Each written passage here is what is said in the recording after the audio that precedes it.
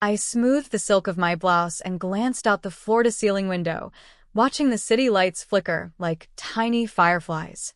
Christmas Eve always had this way of making memories sharper, but tonight, it only reminded me of one, the one where I'd been invisible, unworthy, the child left without a gift. I shook my head, trying to push the memory away, but my phone buzzed on the marble desk. "Family dinner at 7, the message read. Just like that, a simple text unearthed a storm of old emotions. My father, my mother, my siblings, all expecting me to show up smiling, to play the perfect daughter they had never really known. Irony dripped from the thought, and I allowed a small, bitter smile to cross my face. They had no idea what I'd built while they ignored me. I stood and poured a glass of wine, feeling the cold glass against my fingers. The scent of pine from the tiny tree in the corner mingled with the aroma of roasted chestnuts from the cafe downstairs. It should have felt cozy, festive, but the memory of last Christmas gnawed at me. The way their eyes had skipped me, the packages handed out to everyone but me. Tonight, I wouldn't be the overlooked daughter. Tonight, they would see the truth, and I'd savor the moment just long enough before letting them figure out what they had missed. I remember that Christmas like it was yesterday, even though I was only 12. The living room was decked out in tinsel and twinkling lights, the air thick with cinnamon and orange zest. My siblings squealed with delight as my parents handed out gifts, wrapping paper tearing, ribbons fluttering. And me? I sat on the edge of the sofa, hands clasped tightly in my lap, feeling the weight of being invisible. My father's eyes darted past me as he handed a carefully wrapped box to my older brother. My mother offered a perfect smile to my sister, who squealed, "Thank you, Mommy." But when my name was skipped, the room seemed to freeze. My heart thudded painfully, my throat tight. My fingers shook, and I bit the inside of my cheek to stop the sting of tears. "I guess I'll just wait," I mumbled, forcing a small smile that felt like it belonged to someone else. Nobody noticed the lump forming in my throat. Nobody asked why I hadn't received a gift. My little heart was bruised, but something inside me flickered, a quiet, stubborn fire. Later that evening, my grandmother called me aside.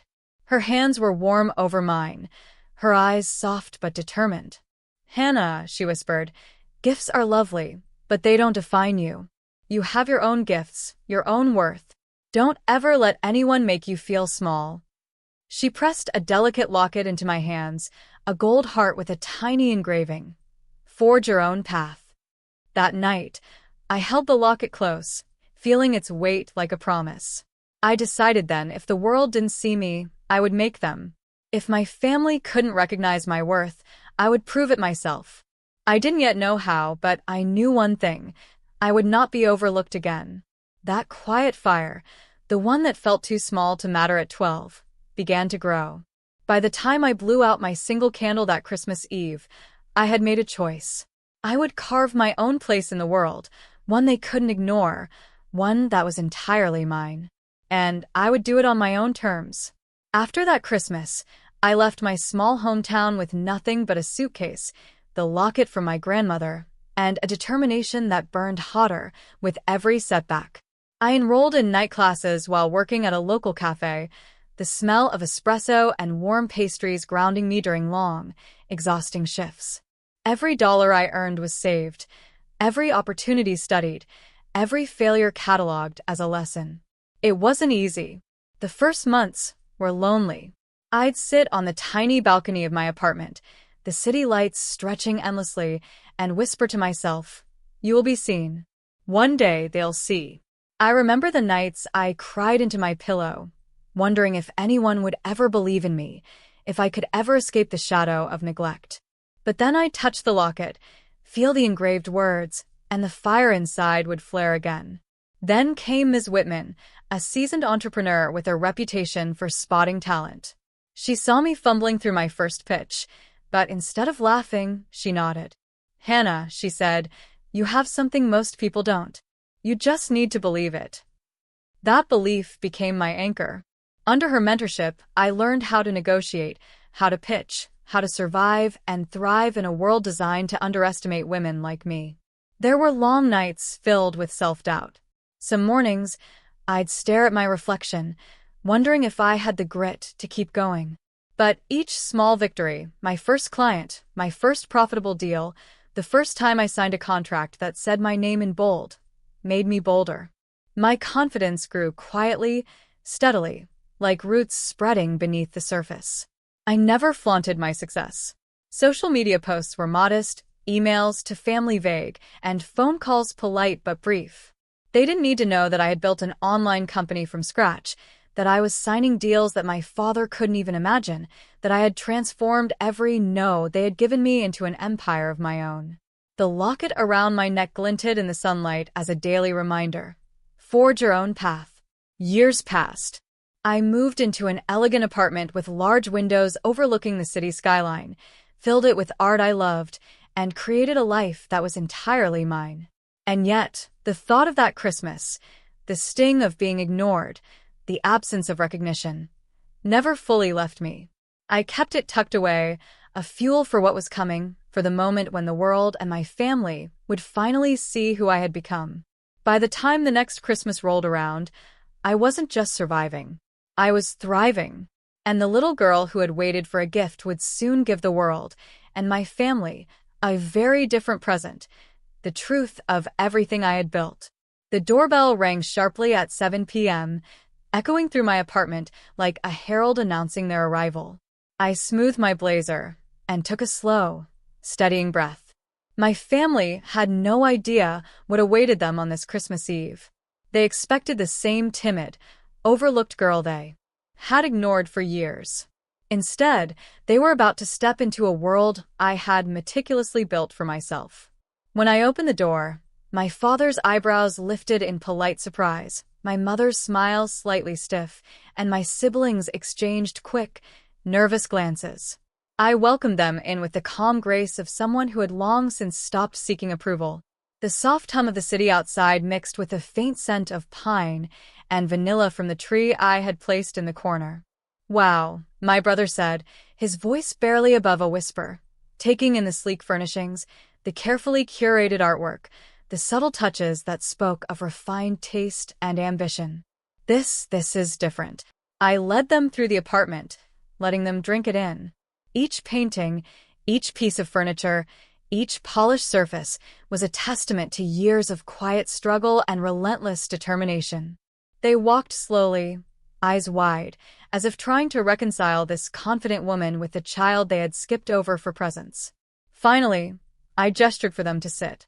My father lowered himself into the leather armchair, avoiding my gaze. "Hannah, we didn't expect.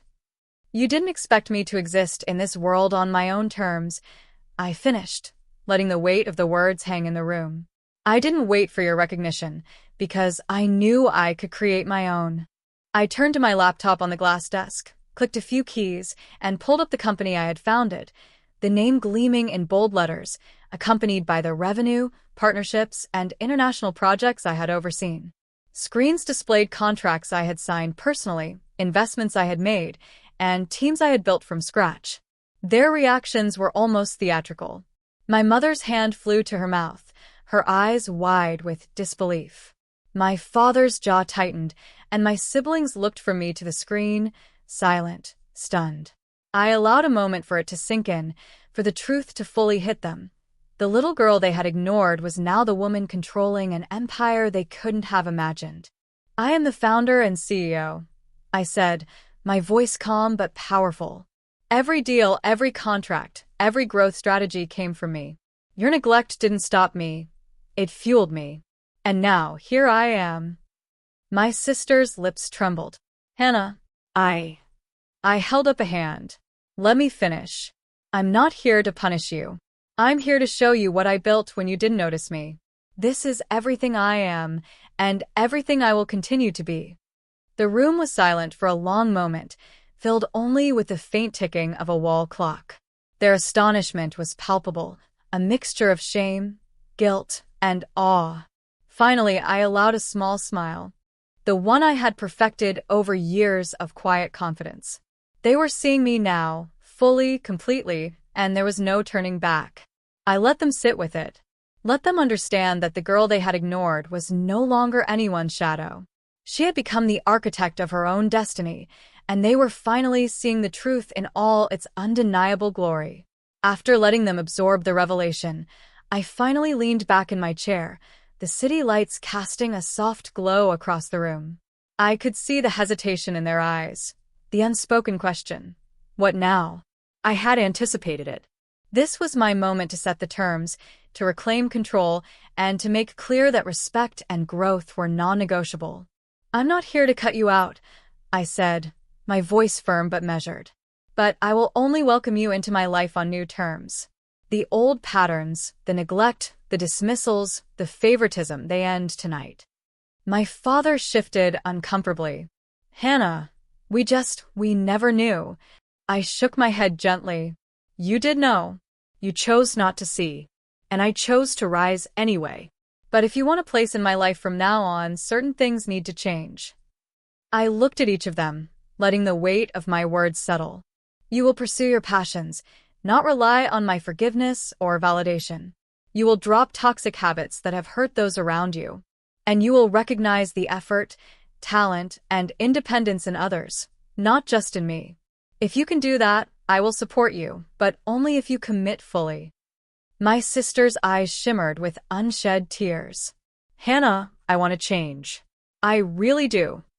"I know you do," I said, softening just a fraction. "I see potential in all of you. But change isn't optional. It's the only way to move forward. I care about you, yes, but I will not bend to old patterns that held me back." I handed my brother a small notebook, a symbolic gesture of accountability. "Start documenting your goals. Track your progress. Show me that you're serious about growth. No excuses, no shortcuts." They nodded, hesitant but attentive. I could feel the power dynamic shift subtly, my authority no longer ignored, my boundaries clear. For the first time, the table of family dynamics wasn't tilted against me. I had the upper hand, and I would use it to create a healthier, more authentic connection if they were willing to meet me halfway. I allowed myself a small, almost imperceptible smile. This wasn't revenge. This wasn't punishment. This was empowerment, the kind that radiates from knowing your worth, asserting your values, and refusing to compromise your integrity. The fire that had started on that lonely Christmas years ago now burned steady and strong, illuminating the path forward for both me and them, if they chose to walk it. And for the first time in years, I felt the weight of neglect lift. I was no longer the overlooked child. I was the architect of my own life, and they were witnessing it on my terms. The days after that Christmas felt almost surreal. My family began to shift in subtle ways, small changes at first, hesitant steps toward accountability. My sister started journaling her goals, my brother enrolled in courses he had been putting off, and even my parents began to notice the value of encouragement rather than criticism. I watched them from a distance, allowing room for growth while maintaining the boundaries I had established. It was a delicate balance, compassion paired with firmness. And it worked. Slowly, they began to understand that my rise wasn't a threat to them. It was a blueprint for what commitment and resilience could achieve. One evening, I sat by the window with the locket my grandmother had given me years ago. The same gold heart, the same engraved phrase, "Forge your own path."